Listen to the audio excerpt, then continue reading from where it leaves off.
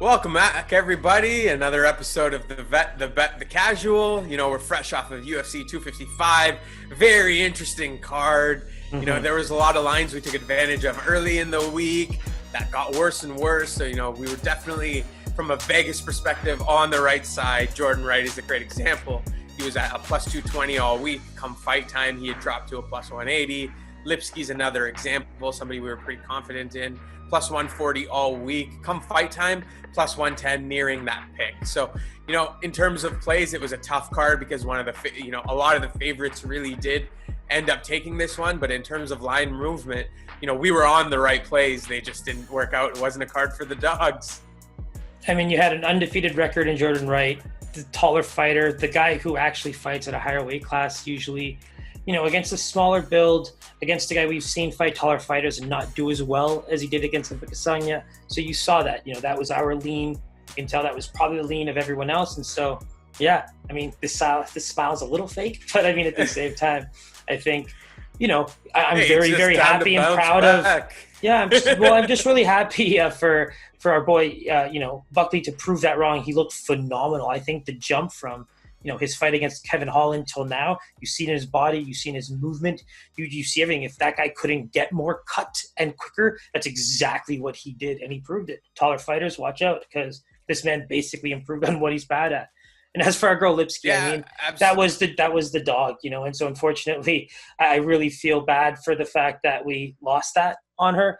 But that was a true dog who we again saw a lot of people kind of see that, skill coming from Poland and all that kind of stuff we talked about. So it was interesting to see her get her feet wet and really see what the UFC has to offer. Yeah, and just to work off of that point a little bit, it was crazy to see the adjustments, some of these recent fighters have made that normally wouldn't happen, so quickly. But Buckley's one you touched on, even Chikagan, the flaws in their game, they actually really did improve and improved rapidly. Mm-hmm. The best thing about Chikagan is that I don't even know you could say that she got better at what she's bad at. She just got really, really good at what she was already great at. And her striking was pinpoint accurate. She was doing damage. She was keeping her at bay. Just zero chance to execute any kind of game plan she might have had. That was perfect fighter, perfect coaching, and you see the results. Yeah, absolutely. And so, let's kind of dive right into UFC Vegas fight night this weekend. It's on November 28th. A beautiful card headlined by, one of our most entertaining favorite fighters in Derrick Lewis. So pretty excited about this one. Anything else before we jump right in? Not at all. I think I'm ready to get it going, and I think it's going to be a really underrated card that we see this Saturday. Yeah, perfect. And so let's jump right into the first one. We got Nate Maness versus Luke Sanders, or, as the UFC website likes to refer to him, Joseph Maness. Not sure where that came from, but Topology's always got it on point, eh? Yo, you can't mess with that site, man. You really cannot.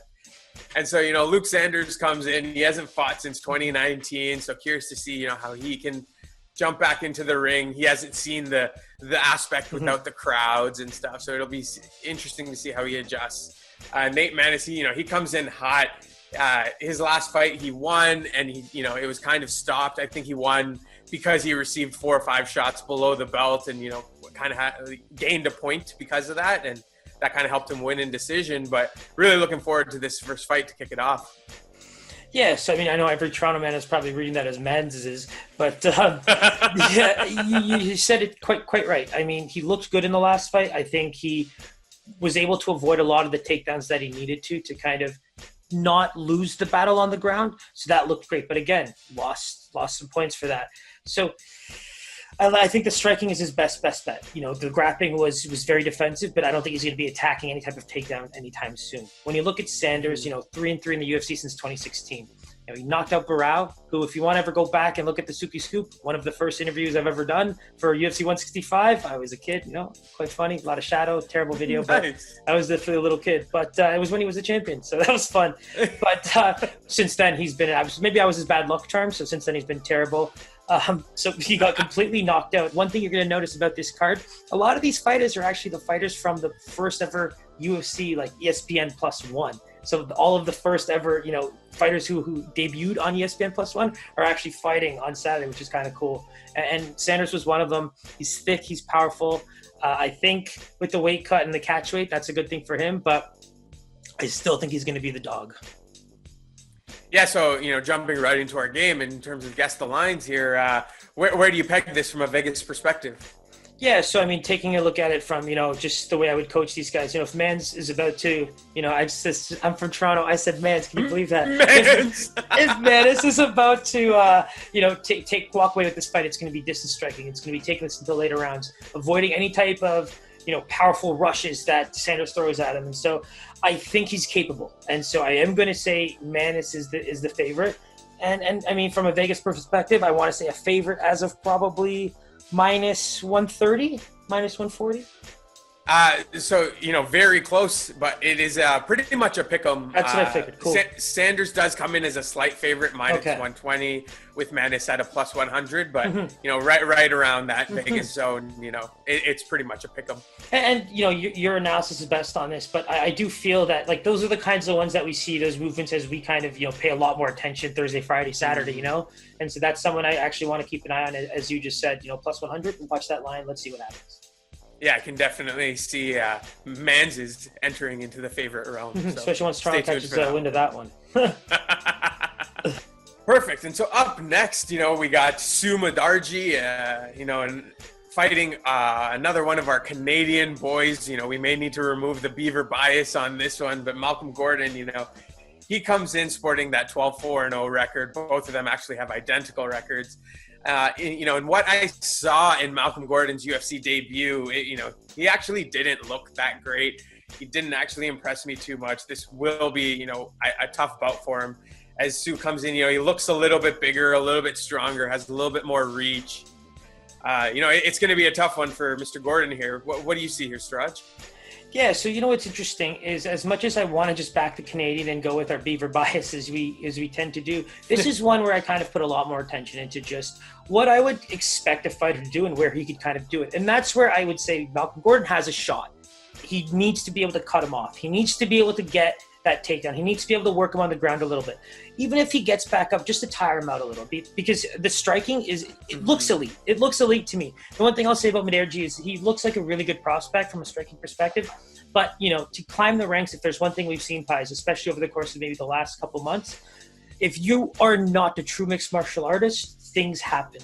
Your career takes a whole different turn. But in this case, there's a lot to say about both fighters. But Muderji's moving, his footwork, his movement, it's really good. He's going to have great size for this division. He is cutting a bit more weight. He's a natural bantamweight, moving down. But I think he's got what it takes to kind of be that southpaw that can work with a switch fighter, and at least try and take it deep and see if he's able to kind of finish later. He's very accurate. That's what I like the most about him. And so Malcolm Gordon, it's game plan. It's game plan ridden. I think he has the skills. I think he needs to know that if you're getting into a striking battle for 3 rounds, I have to feel you're at a disadvantage. And that's where if I was his coaches, yelling at the top of my lungs to make sure that he's aware that, whenever that takedown's available, go for it. Go for it. Yeah, and try and control that fight. So, in terms of odds, where do you see Vegas landing on this one? Yeah, so even with, some stats that I want to bring up with the striking, his defense is 58% when we're talking about Muderji, but, his loss to Smoko was a lot of he ate a lot of shots there. And I think if you look at him as a whole fighter, he's got what it takes if you really look at the numbers. And so, I don't even think Canadian fighters, unless they do something really big, get the bump either.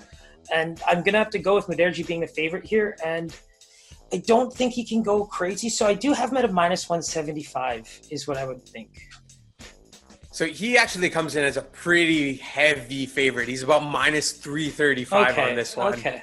Yeah, it's pretty heavy. So, Gordon comes in at about a plus 250, plus 270-ish. Okay, so definitely lost on that one. Baeza, that 50 point range. Out the park, Ken Griffey style, swinging beautifully. See you later. Goodbye.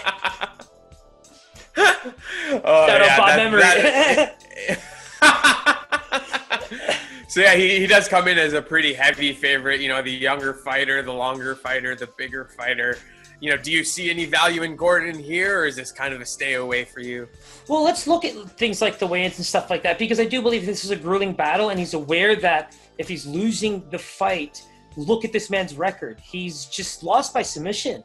You know what I mean? He doesn't get beaten on the feet very much. So if you want to be smart about it, if you are analyzing your fighters, if you want to be John Jones about it, hate him or love him, but the man watches tape, that's the way to go. You just have to avoid doing what the other fighter wants to do. And in this case, it's stand and bang, because he will dodge you. He will outmove you on the feet. He's a bit longer. He might be quicker. Even if Malcolm Gordon can hang in the first couple of rounds, I just see the technique taking over, and he's got really good technique. And like you said, he's so accurate that's not, a good recipe for Mr. Gordon there. So exactly. Stay tuned for that one. We'll kind of watch the weigh-ins and lock that one in. And so up next, it seems like your son fights a lot in the UFC here. But we got another Kai here. Falling in love with that name. So we got another Kai here in Kai Kamaka III. He took this fight on short notice, and he is moving up weight class, so that does kind of help him in the fact that he doesn't need to cut the weight. But he will be at, a weight disadvantage here as Mr. Jonathan Pierce here comes in, about 10 pounds heavier naturally with a bit more, almost a 5-inch reach.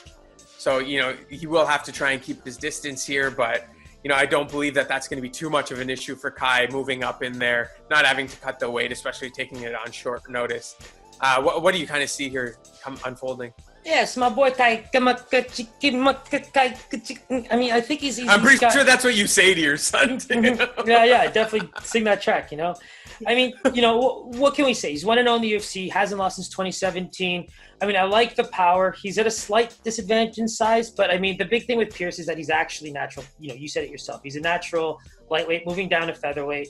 I think he has, that Contender Series alumni, weight on his shoulders to kind of perform. Alex Perez just coming off that title fight, right? Kind of setting the floor for everybody to kind of take advantage of their opportunities here. So, that series size advantage, I think, will play a part. As much as I want to see some juice on Kamaka and maybe kind of ride a dog here from a bettor's perspective, I think he has what it takes on the feet, but I just think I'm not really convinced in the grappling. I think Pierce kind of has the all-around ability here and should be able to use his wrestling to get good positions on him. So, I mean, when you look at it, it's a little tough call, Yeah, absolutely. And so let's jump right into it.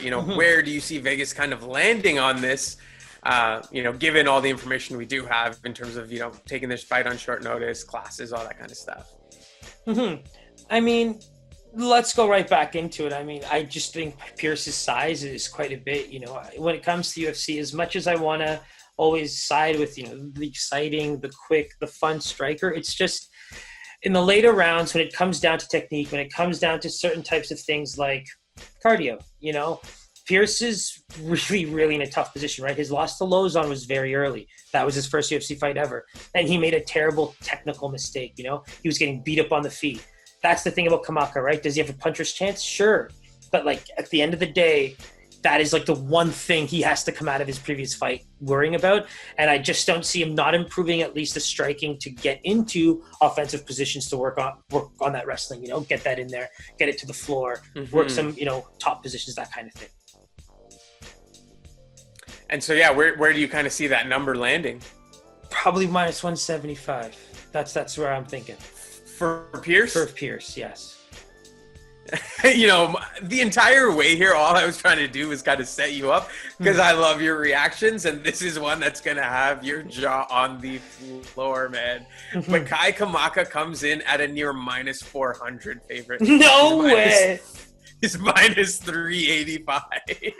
Oof, and I'm over here thinking I'm going to be riding a dog, That's so wonderful to me. Jeez.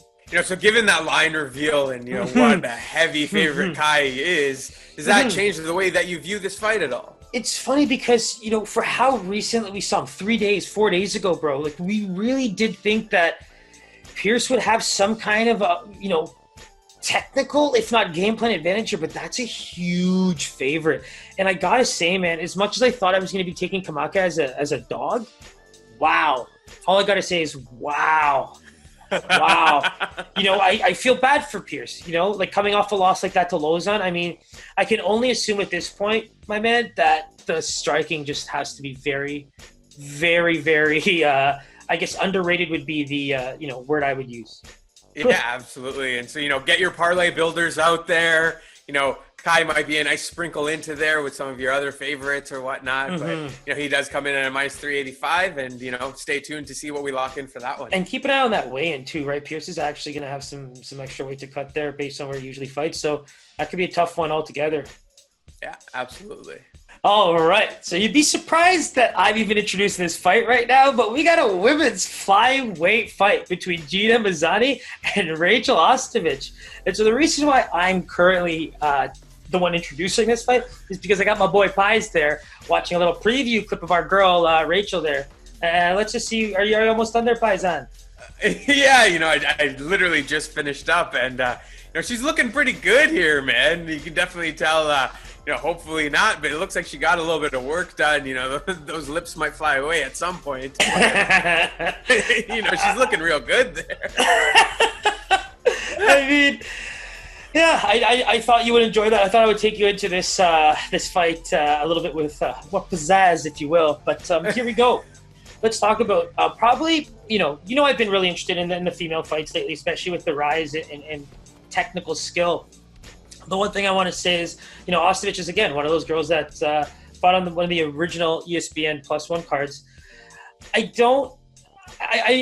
was really surprised with how good her technique was in the beginning against Paige Van Zandt. Unfortunately, she lost that fight, and it was a clear injury. She definitely injured herself pretty badly there. I was impressed with the grappling. I thought she striked pretty well, but she went right for the takedown pretty quickly. In that video I showed you, you can see she was training somewhat there.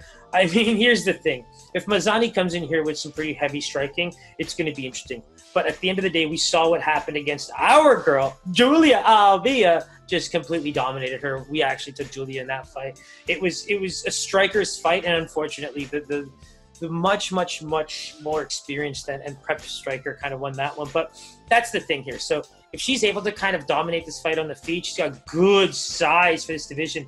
I mean, she fought originally at bantamweight, so I'm pretty excited about that.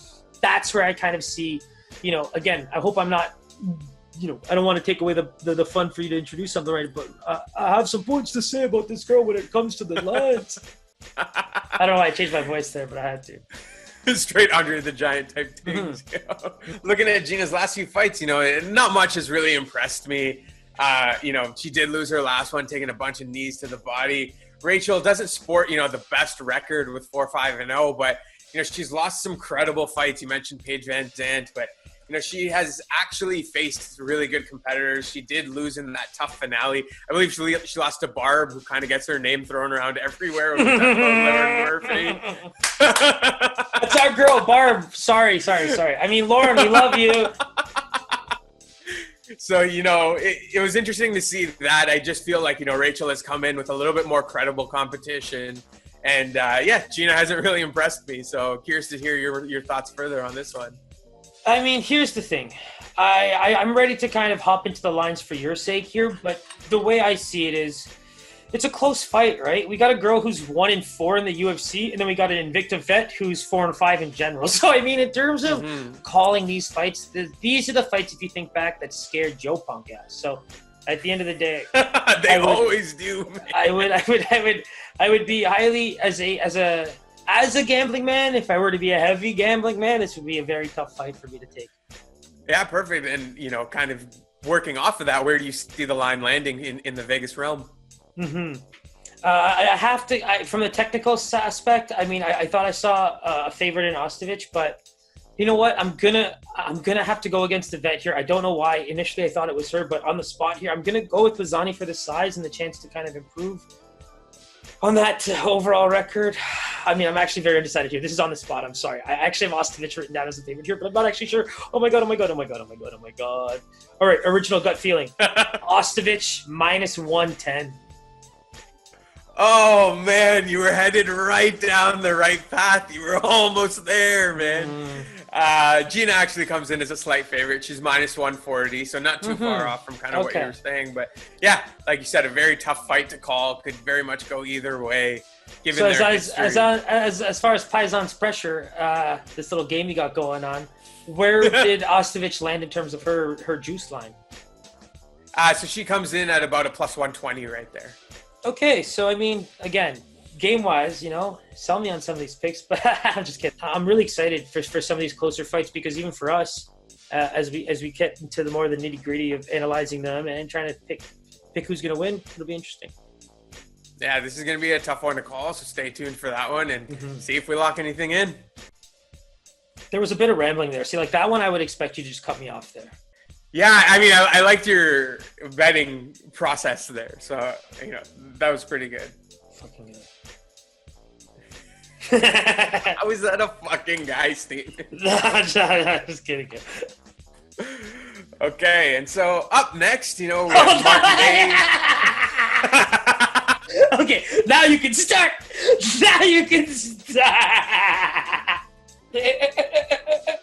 Yeah, I would have loved to leave that in. All right, so let's give this another try since we laughed way too hard at the last one. Up next, we got Martin Day fighting Anderson Dos Santos. Anderson's a nice bet here. The standard where he's currently at is a little bit disappointing. He didn't look good against Andre Ewell. He's at the tail end of his career. It's kind of like, what are we going to see from this man that's going to kind of impress us more than what we haven't seen yet? Martin Day comes in. He's had a few months to try and bounce back from his loss to Davey. He had a bad decision against Lou where he looked fairly good, but, he didn't go his way. From what I've seen of the man, he has really good cardio that's going to really help him in this, especially against the vet. So, where do you see this going? Yeah, you said it best, right? I think Dos Santos can probably mix it up a bit better in terms of trying to get it to the ground and things like that. Poor guy had COVID earlier this year. So they're both 0-2 in the UFC. And I'm hoping that the layoff kind of helped them both. You know what I mean? Because Day's a great striker. So with these guys, you're going to get kind of the what we love. So some of the fist flying and stuff like that. But at the same time, you kind of want to see some guys improve a little bit. And I think Day, to be the complete MMA fighter, he does need to get better at the ground game. And even if he wants to keep the fight standing the whole time, like even try to avoid those takedowns and stuff like that. He's exciting. He's got great size for the bantamweight division. That's my favorite part about Day, even as like a dog. I'm hoping he's the dog as we get into your favorite part. But Dos Santos comes from a really great camp, right? We were seeing all these guys. Right? Within the last two cards, the amount of guys from Team Oyama that we've seen, it's pretty incredible. But they all seem to be in kind of like the right mindset to be able to take on these UFC fights. Probably have, the coaches in Dana's ears being like, yo, we got enough guys to come up there. So, whenever you're ready, Uncle Dana, we ready too. I don't know whose voice that is. I made it up. I was going to say, who runs this camp, man? That they sound like this. And so, yeah, I just think Dos Santos will need to keep it active, change levels very often, avoid Day trying to move it around, mix it up on the feet. If he can get this to the ground and kind of work a lot of that grappling, I mean, he could grind this out and even maybe try to look for a submission if he needs to. I think mixing up too much on the feet could be costly for him. Yeah, absolutely. And, given all of that information, back into that favorite part, but where do you see the Vegas line landing on this, given all that information you just threw at me? Yeah, so, I mean, the big part for me, I think, when I went into it, I was hoping that Day would be the dog for personal reasons. I don't know why. I just think that Dos Santos has what it takes to be moving up in the UFC. And so I just think from an unbiased perspective, I do see him being the favorite. And it's not by much. I really did have him at a minus 140 favorite with Day coming in as a very, very slight underdog. And I thought that could even change over the course of time. Yeah, so in fact, that cardio aspect seems to be playing into the line a little bit because Day does come in at a minus 175 favorite. Okay. They do believe that youthful aspect is going to kind of play into his advantage. Dos Santos comes in about a plus 150 dog. Yeah, and so I mean, I will say this: if there was, in my current mind, if there was a nice little parlay bet originally, I would say Day. The plus 105 line that I had for Day was really based on, the camp hype.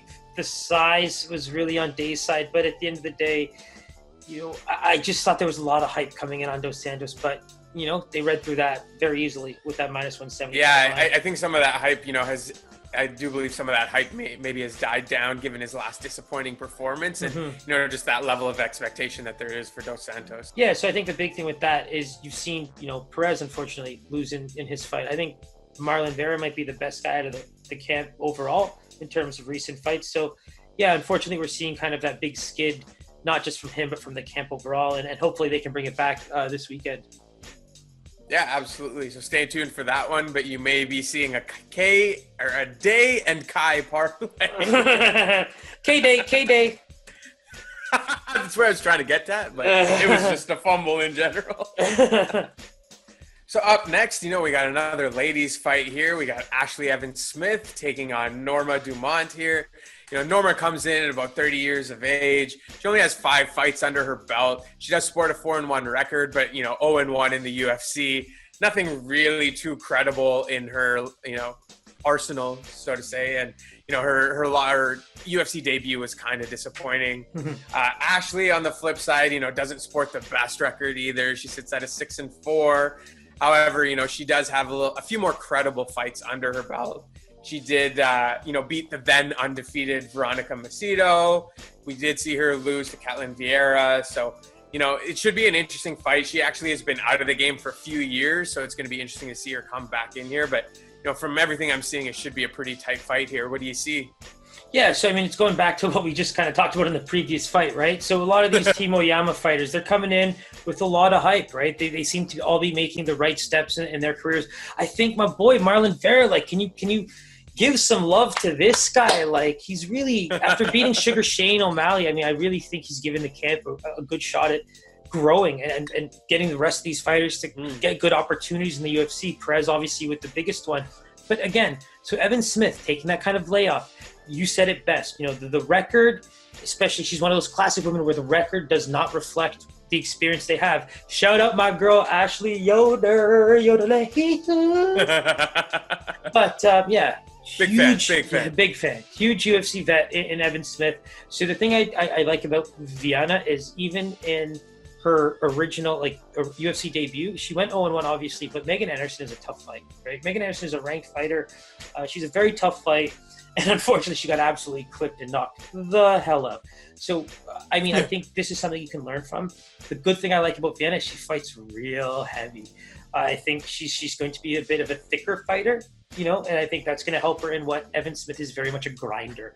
I don't think she has the power to knock anybody out early on or anything like that, but if you keep her alive in the deep rounds and say the 3rd round, she's the type that might try to pull off some kind of weird ground and pound or submission or something old school technical. I don't know if you know what I mean by that, but she's definitely got heart. She's got she's got that. And it sounds like her cardio is pretty good too.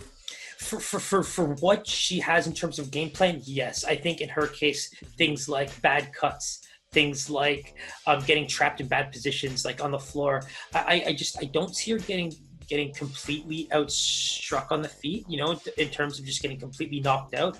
I just don't see it. I just haven't been able to kind of picture that happening. But in terms of just overall skill, that's kind of what she's probably hoping for, tire out someone who's probably going to come in a bit thick and try to use her skills to kind of maybe keep the fight standing and punch her out a little bit and then take her down and work top position.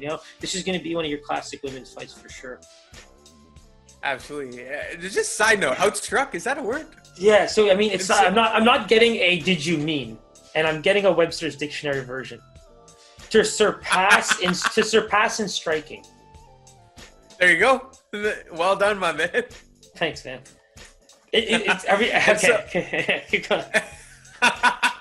Sorry, in terms of line, kind of where do you see this landing?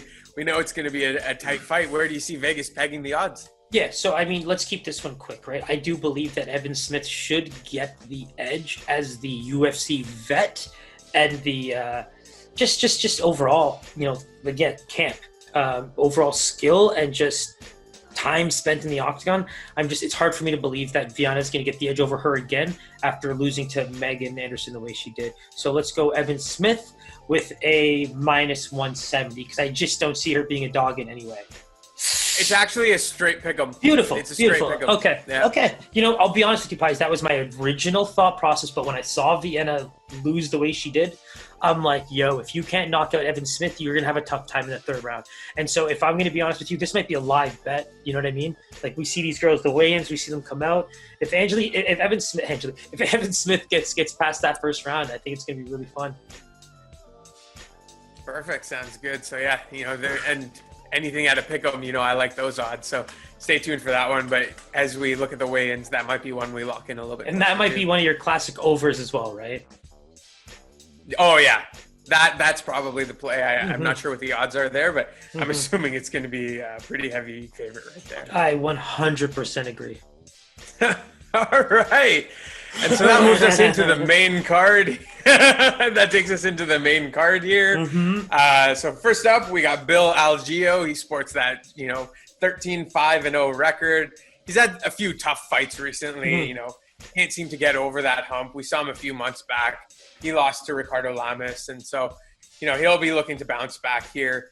He's fighting Spike Carlyle, a dude who looks so familiar, like an actor who I'm going to figure it out. It's going to take me a few days. But yeah, he comes in with broken by that. You've been trying to figure that out for so long. Trust me, man. I can't peg it, but it's going to come.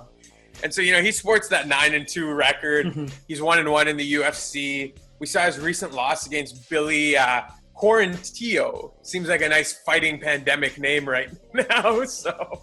we see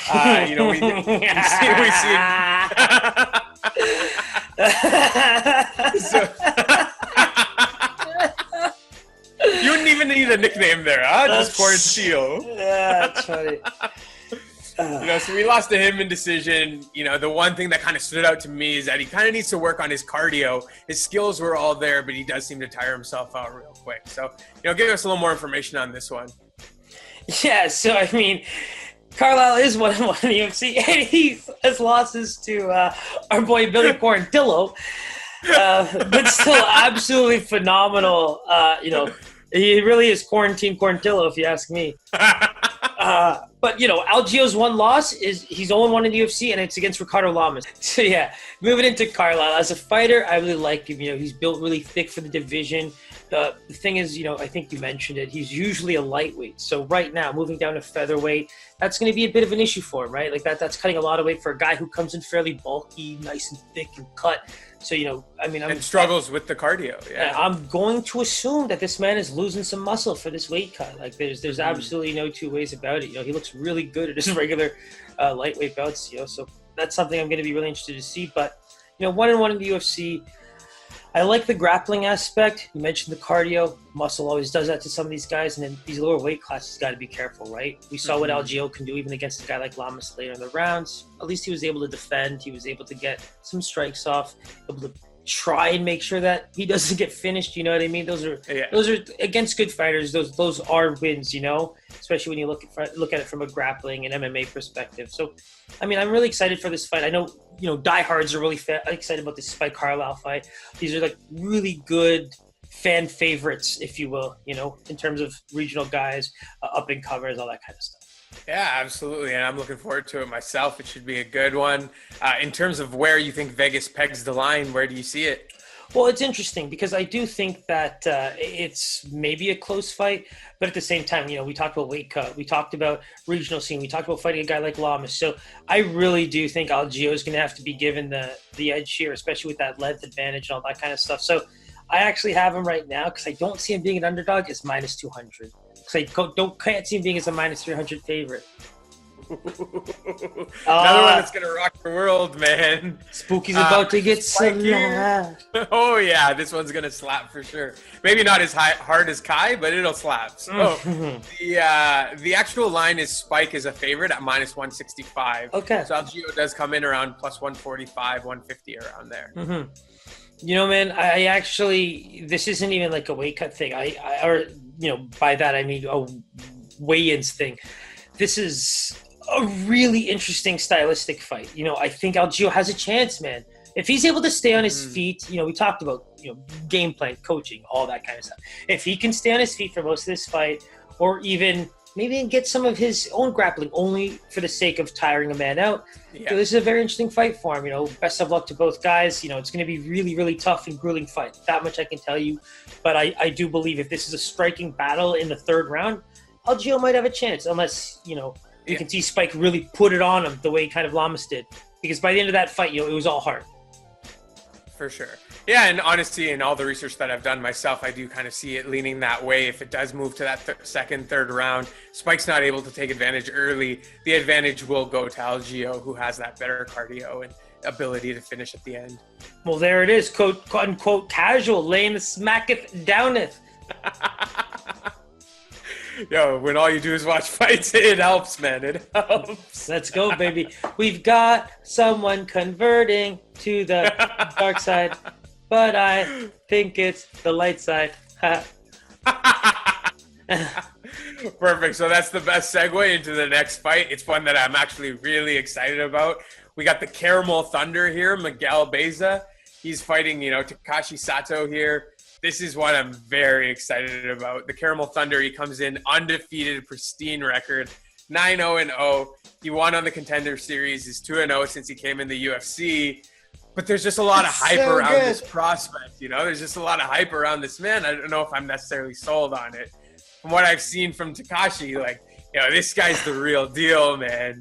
He sports that 16-3-0 record. He has a couple of big wins in the UFC. Ben Saunders and Jason Witt. I know Jason Witt we've seen recently, so familiar with him. Seems like he's faced better competition. He does have a little bit of a size disadvantage, but I'm really pumped to see what, Takashi can do in this one.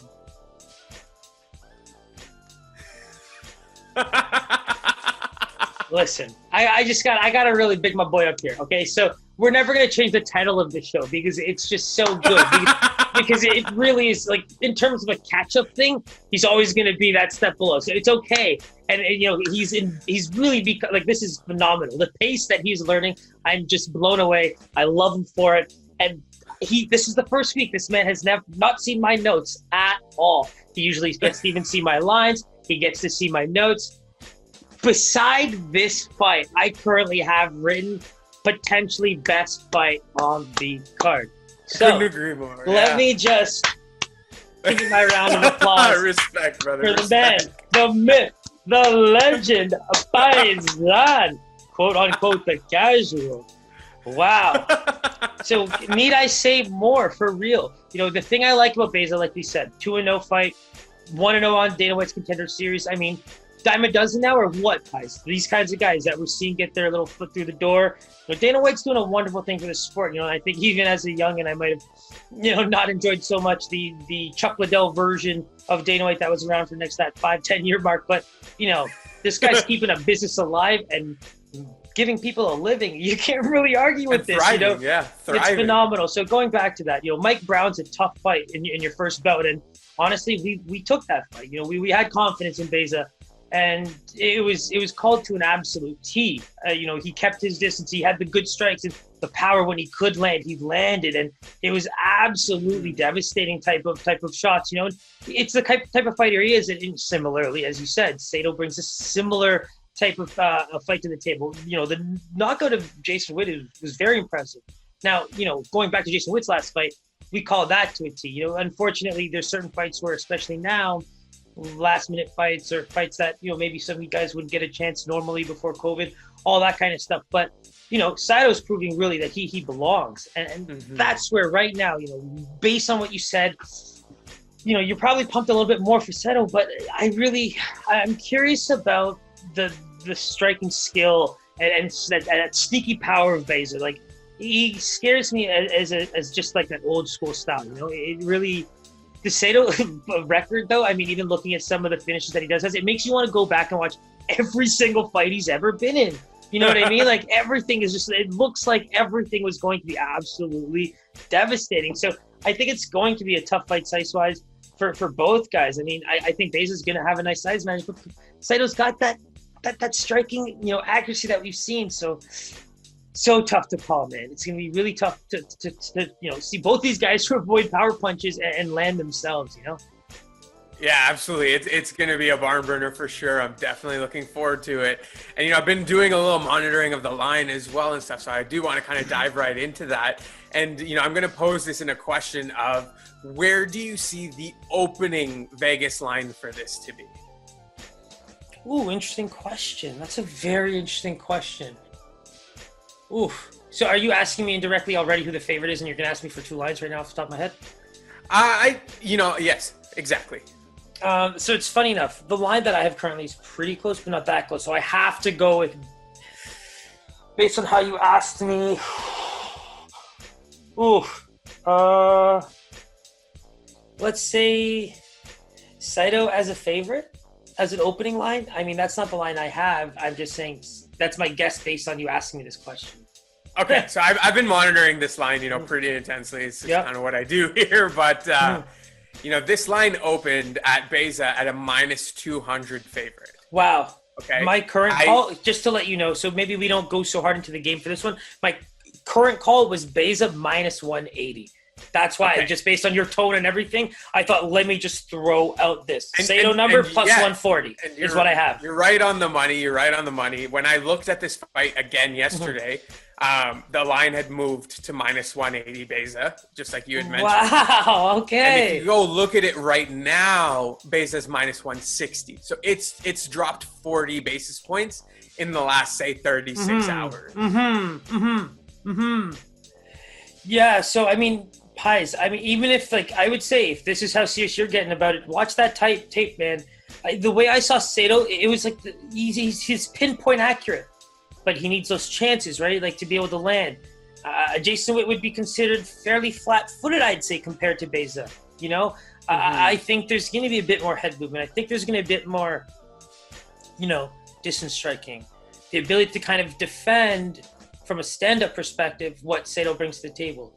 I'm very surprised by Sato starting to get that bump, but yeah, that line is dropping heavily. In your opinion, based on everything you know now, if you're saying that's probably one of the fights you've covered the most, where do you go with that? Based on my opinion, the line movement, the current line, what are you thinking there? I think I do want to kind of see the weigh-ins and stuff like that. At initial drop, had I been able to catch, Sato at a plus 180, that would have been very, very enticing. You know what I mean? And as I don't believe that these guys are mismatched that much. At now a plus 130, I want to take a look at it a little bit more, as I do believe we've lost 50 points in value there. Mm-hmm. And the most exciting part for us is, we're starting to put a little bit more time into the MMA stuff. So, if we can start pumping out our content fairly quickly, it'd be a great time for me and Pies to check out. It was a great first fight for how much excitement he has for it. So, if you look at some of that, previous fight experience, because some of those, fights are really fun to watch. And I think you might be able to get some tape under your belt because, when you compare the Mike Brown fight versus the Jason Witt fight, I think that's you can see where the lopsidedness is kind of coming from. But at the same time, look at the record. Look at the fashion that Sato brings, his striking to the table. We can see where, people can start flip-flopping, and this could be one of those exciting lines moving into Saturday, We love those. Yeah, absolutely. So, stay tuned for that one. But, that drastic line movement has definitely inclined us to lean a certain way. So we'll lock that in a little closer, too. All right. Well, let's kick off that excitement right away. We got Amir Albazi versus Zhalgas Zhumagulov. Man, that's an unreal name right there. So, double Z. Yeah, I'm down for those. So, Zhumagulov, he comes in as an older fighter. He recently made his debut. He fought Palva, I believe, and lost in decision. One that, you kind of rewatching highlights and stuff, it seemed like it could go either way. But he did lose that decision. He sports a 13-4 record. And, he's fought a lot of top competition guys. It seems like very credible history. So, kind of looking a bit more into Amir then. Amir sports a sparkling 13-1 record. Most recently in his UFC debut, he beat our Canadian boy, that Beaver Baez, in Malcolm Gordon. And so, not a lot of credibility in terms of his history. That was his one main fight in the UFC. So I'm curious to see what your take is on this one. Yeah, so you kind of hit on some really good points. It's a fairly balanced fight. I like Zhumagulov in terms of striking. Thing is, he's even fairly small for that weight class. He's a pretty tiny dude. Albazi's, looks good everywhere. I like the way his record kind of shines a bit more in terms of UFC competition and that kind of thing. But do I believe this is a massive favorite either way? No, I think both these guys bring a lot of skill to the table. I saw quickness. The thing about Zumagulov, I feel, is there might be some one-dimensionalness. I think there's a certain gameplay that he does have. Is he the type of guy that maybe is studying other fighters that way? I'm not so sure about that. That's the part that kind of brings me some concern with a lot of these, say, Eastern European or Russian or those kinds of fighters, because it might be something that they don't really take into consideration, say some of these other camps and coaches really do.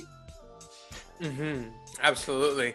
And yeah, so I mean, I think you're on the right track in terms of what my initial thought was as well. This is going to be a very tough fight, a very close fight.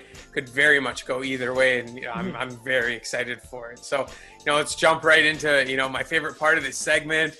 Let's force you to pick a line here, see what where you stand versus Vegas. So, jump right into it. Where do you think Vegas lies on the opening number for this? Yeah, so if every fighter coming out of that region was like a Khabib, I would give a little bit more edge to Zumagulov, that aspect of kind of learning who you're fighting and where you're fighting, all that kind of stuff. I think he takes that aspect of it very seriously too. And so leaning into this, I do think Albazi should have the edge here. And I don't think it should be by much. I just can't see either of these guys being even better than a minus 200 favorite. So right now I have Albazi at a minus 160 because I don't even think he should be an underdog, but he could be a pick'em.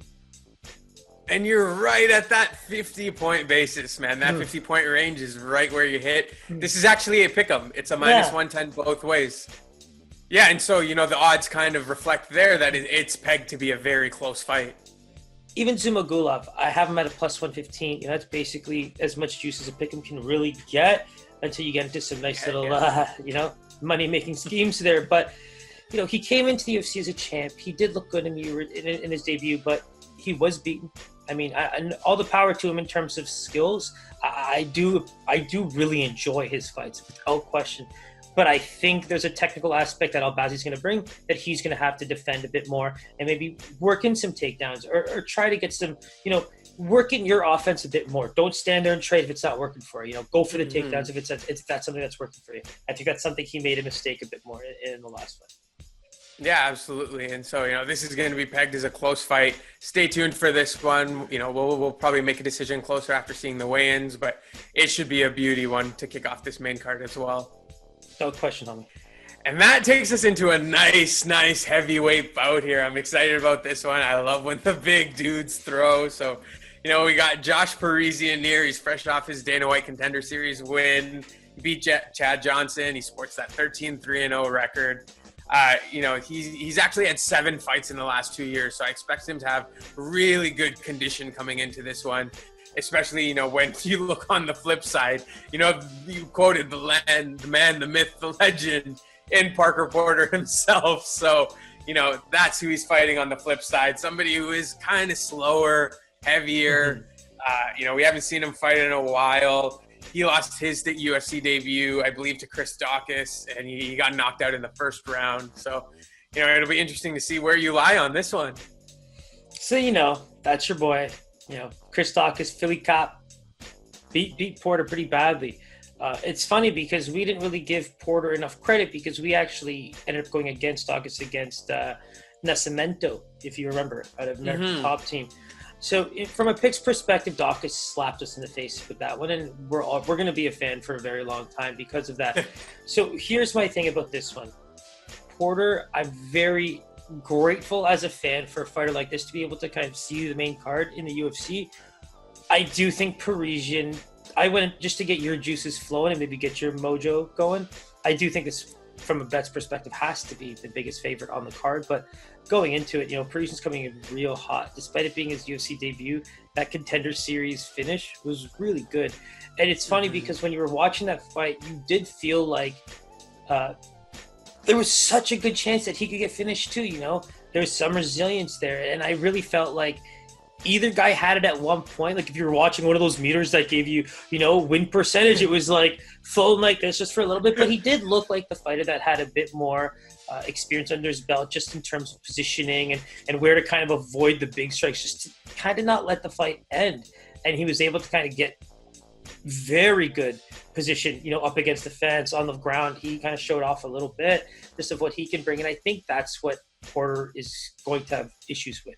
It's just that ability to mix it up. He's going to be lunging a little bit forward, to land these shots. And I think when you're looking at someone like Parisian, who's making a UFC debut, it really is all about working to your strengths, right? If he's feeling like this guy's landing pretty tough, I mean, you do have to kind of accept the L in the striking battle and just take it to the fence. You should be able to out grapple him if that's something you're able to do.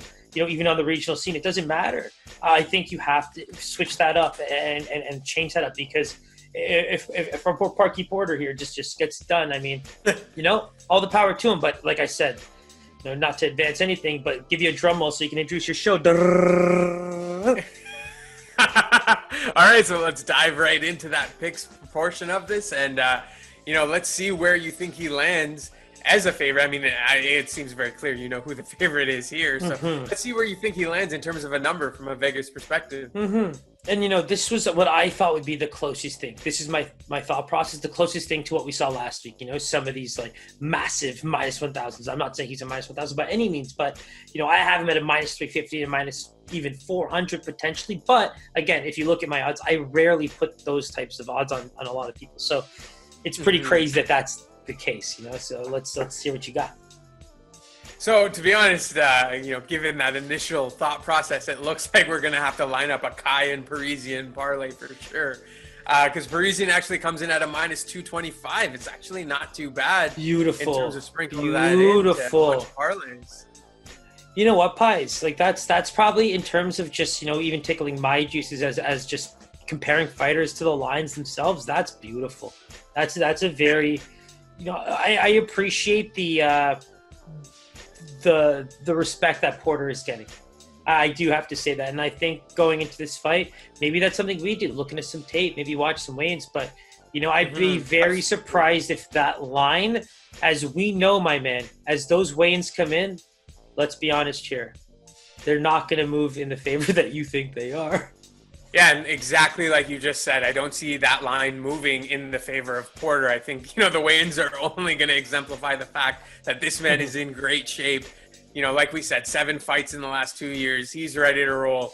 I'm pretty excited about him and this prospect. So stay tuned for that one, but I do believe Parisian will be in some juicy parlays for us. So here's my last take on that, just quickly, bro. We talk about feeder fights and things like that in the fight world, right? And it's interesting because even in regular sports, I'm sure you can think of it from an underdog and favorite perspective, even based on my lines, right? This is a very interesting one because this seems like a guy who would be talked about fairly, a lot on the regional scene. But to get that kind of a line, I like that Porter's getting that respect, man, that he deserves it. But at the same time, if you're a betting man, I would highly recommend looking into that line because that's not going to move in any direction that you want. That we want. Yeah, exactly. So stay tuned for that one, but I do believe we're going to be sprinkling on Parisian there. And so up next, we got another highly touted fight between Anthony Smith and Devin Clark. Anthony Smith, household name here, rocks a 33-16 record. He's been around for some time. And, he's really had to face a lot of good competition from what I've seen. He lost to John Jones in decision, which is no joke. He submitted Gustafsson, who we're very familiar with. And then his most recent losses, he got knocked out by Glover Teixeira, who we just saw a few weeks ago just smash. And, he lost to Rakic in decision. So, these are very tough fights. He further proves his credibility. Devin Clark, he comes in at 12-4. Also a nice nickname there with the brown hair. He also lost to Rakic by KO, so that's some familiarity both those guys have. But he has a few wins coming into this one. He's on a bit of a heater. He's a smaller guy, but he's more powerful. I do see that he has that weight advantage that I'm hoping he uses against Anthony Smith to his advantage. Hold him up against the fence there. Use that weight to really press on him and not get knocked. Where do you see this one kind of going? So you know what? That was some great analysis, but I do want to take you down a trip down memory lane because, frankly, you just said a few weeks ago for Anthony Smith and Glover Teixeira, my man, and it just goes to show. Not only were we not doing this show when this fight happened, But like, it goes to show how long you've been watching fights during. Oh, this no, I pandemic. was saying Glover, who we saw a few weeks ago, not that fight. I thought there was such a beautiful little moment for us. Sorry, man. Glover, who we saw. I have to cut that. I might as well just cut that, so not to just even have that in there. But oh, that was so sweet. I was gonna do like a nice little, because like there's such like that's one of our biggest losses of all time, and that's what made me believe. Anyway, I could do the part with Glover, and. So, you know, what's really, really nice is that you brought up the Glover fight. You know, it takes me back to a time when we weren't even doing the show, but, you know, we were starting to watch fights during the pandemic. But it was the fight that sold me personally on Glover. That fight was what made me really, really pretty much tell you that that line does not make sense, because Glover's a new man. And he proved that, you know. I think with regards to Anthony Smith, we're kind of seeing an opposite trend. I hate to put him down, but, you know, there was that massive robbery in that fight. I'm not going to lie. Maybe there's some mental trauma. Maybe he's dealing with a lot of stuff, because he's gone through some pretty serious fights over the last little while. Some huge trajectory after taking a lot of fights over the course of a career. So with Anthony Smith, I have some concern about some mental trauma. And, you know, he's the guy that basically said, you know, he would fire his coaches if they ever threw in the towel kind of thing. And, you know, I understand that concept as a fighter mentality without question. I get it more than anyone. But, you know, when everything starts lining up, like amount of fights, the way you're losing, the way you take shots, all these kinds of things, right? You do start having to consider all that. And so right now he's on a bit of on a skid. And I think this fight might be that deciding factor. Now, I'm not trying to say fight, career ending, anything like that, but you said it best, right? Skills perspective. Devin Clark, you know, losses to similar guys like Rachael, and he does get pretty tired too. So these are all things that Anthony Smith will definitely benefit from. And we've seen him go 5 rounds and really do what he can against championship level fighters. You know, like that's my whole opinion there. Like that's where Anthony Smith is all the credit in the world to who he's taken some of these losses from, you know? Like that's the big thing. But unfortunately, Rachael beating both these guys, right? So the way I see it is Clark likes to fight against the fence as well. He likes to be in the clinch and all that kind of stuff. But that might be a bad position for him against, you know, someone who's so big and thick and lean at the same time for this division. You know, I think he's able to throw really good elbows and all that kind of stuff. And that's where he gets his takedowns and sets up some of his submissions. So I think there's a huge amount of weight on Smith, and I hope he uses it as a positive rather than, you know, what we would call some of the mental aspects that go into, you know, the fight game. Yeah, absolutely. This definitely seems poised to be a career-defining fight for Smith, for sure. And I'm curious to see how he does against the powerful, you know, Devin Clark there. So, you know, in terms of odds, jumping right into it, you know, where do you peg Vegas to have this line to open at? I do have to. Oh, are we doing the same thing as last time now? No, not the line movement has been that crazy, okay, but I just want to see where you peg the opening line. I do think Anthony Smith is the favorite for one, and I do think the line, I mean, recency bias just isn't there for me, so Vegas should feel the same, and I have met a minus 190 because I don't think he should be a dog in any case. Okay, so he's definitely not a dog, but he's not as big of a favorite as you expected. He opened at a minus 130 favorite, so pretty close to a pick'em. Today, when I look, he's about a minus 140, so it is, you know, trending towards Anthony Smith there in terms of, you know, where Vegas sees this fight going. That's an interesting line. You know what? Like I said, my 50-point, I try to take advantage of that, right? So you described it very perfectly. You know, it was a pick'em, and it's now starting to move up. That's a great way of trying to avoid the plus lines, but trying to hedge as much of the, you know, minus money that I possibly can. So I really do agree with the line. I agree with the movement. And so, you know, I think we actually have a pick right there, if I'm not mistaken. Yeah, you're loving the vet. You're loving the vet. It's a career-defining moment, you know. I just hope that things have started to line up for him. I think physically he's there, man. He's really there. He's a phenomenal fighter, but mentally, there seems to be a lot on this man's mind, and you know, you've learned about some of it, and I think that takes a toll. You know, the shots to the head. I mean, we're seeing it in the NFL, right? Those are not fun long term. You might be able to take so many goddamn blows to the head you wouldn't believe, but the long-term damage is definitely an issue, and unfortunately for him, these type of fights that make all the, just bleed type of fans kind of go crazy. It's why I don't enjoy them so much, right? And that's why some of the fighters, they're the type to really kind of, could be best example, right? We brought up that story of the Gaethje finish. That's a great version, but he chose to sleep him instead of breaking a limb because he knew he wouldn't tap.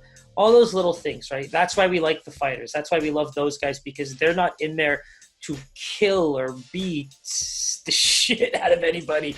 They're really in there to just win a fight. It's that respect level. Mm-hmm. It's what makes it a sport. Let's be real. For your opponent. Mm-hmm. Totally agree, man. Absolutely. So looking forward to that one. Stay tuned, but I do believe we're going to be locking in Anthony Smith real quick here. There were so many sad tones in that fight, but we really tried.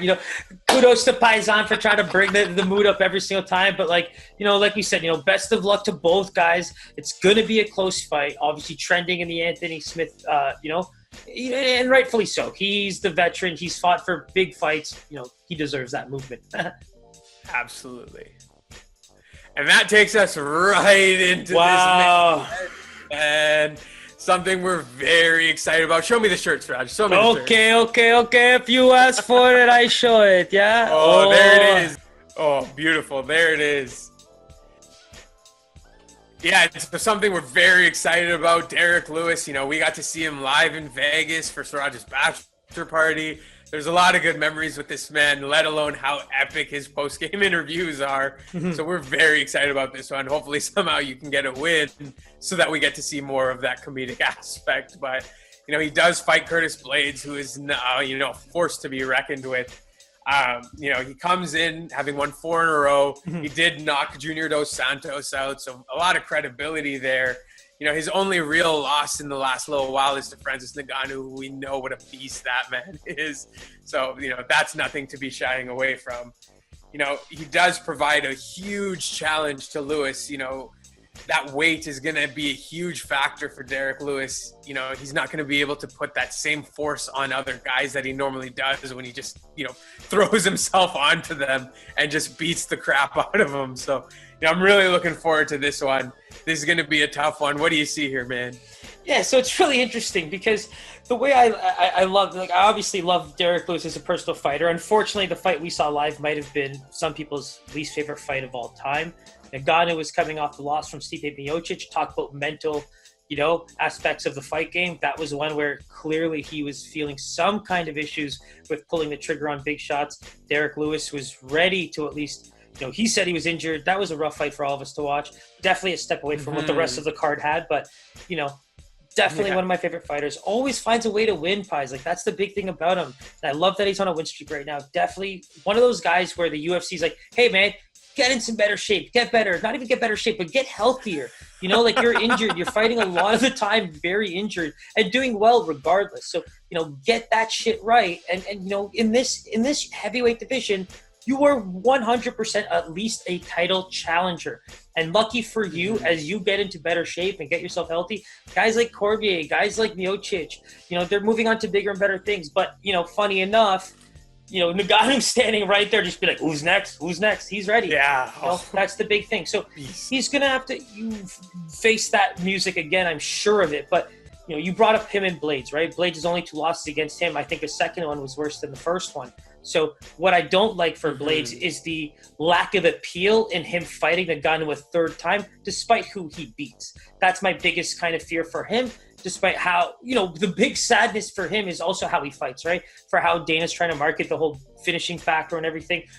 Blaydes is the kind of guy that's like, you know what? I'm going to wrestle. You want me to just stand there and fight with a guy that's either going to try to knock my head off or get me injured. I want to fight as soon as possible right away anyway after this. So if I can keep a guy down, if I can wrestle him, if I can, try to submit him even or finish him on the ground with ground and pound, it is what it is. That's the game plan he's going in with. He's going to let you know about it, and you're going to do everything you can to figure that part out. And that's the part that I respect about it because, and I think we're seeing, aren't you noticing a trend now to that clinch game against the fence and things like that? Yeah, people are trying very to much work, so.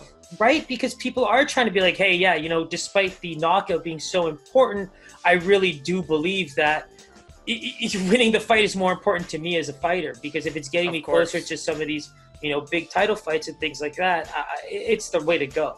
And I think, when you're looking at Blaydes, 100%. And, unfortunately for Derrick Lewis, what does that mean? I need to start working on my grappling. I need to start becoming a better wrestler. Because if I want to keep the fight standing to throw my bombs and get those classic knockout wins, even in the later rounds, he doesn't look so bad, man. He's able to kind of hang in there, and he's getting better and better cardio-wise. He's starting to take this fight thing very seriously, and that's my favorite part.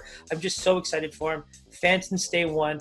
The big thing I'll say about him, talk about wanting to learn his grappling. He's actually scheduled for a grappling bout against Ryan Bader, who's actually a champion out in Bellator. So that's a really great. Oh, wow. Yeah. You know what? Maybe that's something we kind of talk about and we get going. But Ryan Bader and Derrick Lewis are scheduled to fight at Submission Underground 19 on December 20th of this year. All right. That's a pretty quick turnaround. So I guess that's despite, what happens in the UFC. That's pretty amazing. God forbid none of these guys get hurt and they can turn it around very quickly. But that's really cool. I like to see that. And Ryan Bader's a very athletic guy, so I think that's going to be a huge test in terms of everything that Derrick Lewis needs to work on to be a championship-level fighter. I'm very excited for him. Yeah, and this is going to be a great test because I'm very curious to see how he lasts 5 rounds in, a more strategic battle where he's not able to just land that big blow. So, moving right on into my favorite segment here. I love when you get, pick the line, see where you're going to land here. So, this one has been fluctuating quite a bit since I've been monitoring it. Let's start with the opening line here. Who do you see as the favorite, and what line do you peg them at? Okay, cool. And just to quickly touch on what you said, the worst part about it is that it's going to be Blaydes using that technical stuff to keep Derrick Lewis down, and he's going to do everything he can to use what he knows to kind of get right back up. And you said it best, that's going to be a tough thing to defend.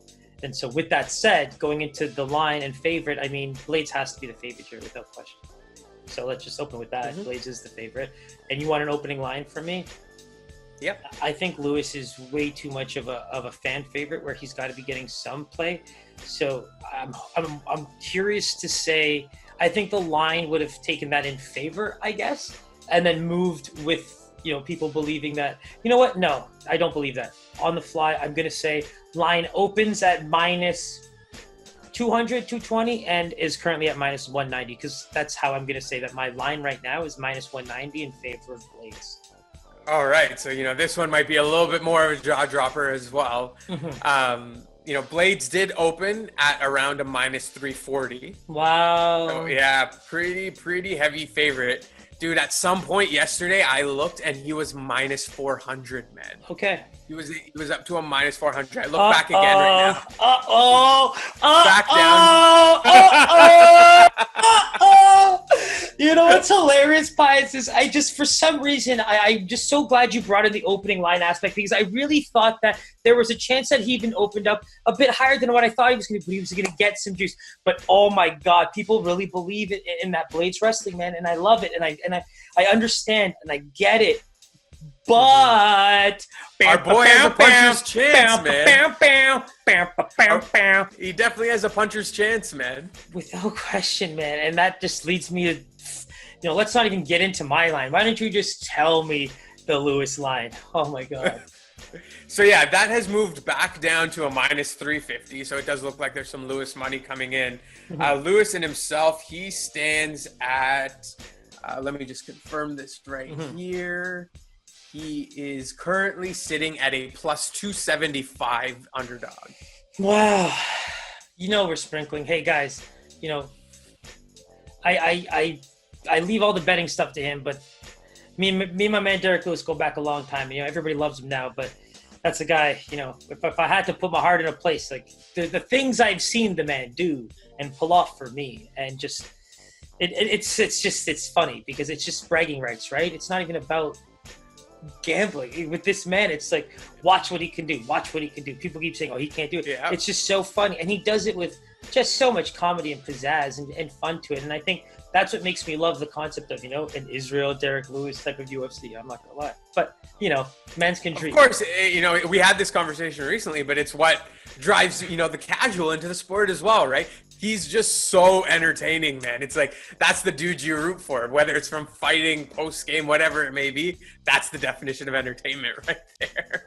So true, man. Every single post-fight interview, right? They're epic. So yeah, at 3-1 odds, we are likely going to be looking at a little Derrick Lewis sprinkle here.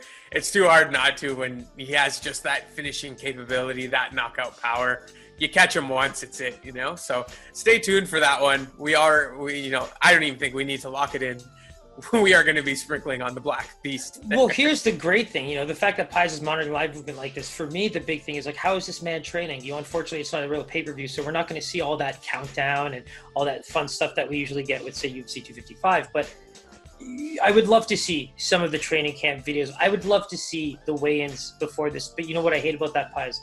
This man comes in, looking even 15 to 20 pounds leaner. That line's not going to move in our favor. And that is it's going to drop. Even as we've seen from yesterday to today, we lost 15 basis points. Yeah, so my man, you make the call, Mr. Yeah, I've locked it in. Let's sprinkle Black Beast. Let's go. It's going to be a great card. As usual, hit that bell button below, subscribe. Ring. All our information is in there. We got playlists for you to click on, some of our prior content, Instagram, Twitter, it's all on there. Our picks will be up there. Always, it's a pleasure, my man. You too, guys. And then, frankly, Pi said it best. You search a fighter. There's some guys you've already covered a few times, so feel free to check them out. Subscribe, like. Pies, I love you, bro. Can't wait to get into the next card.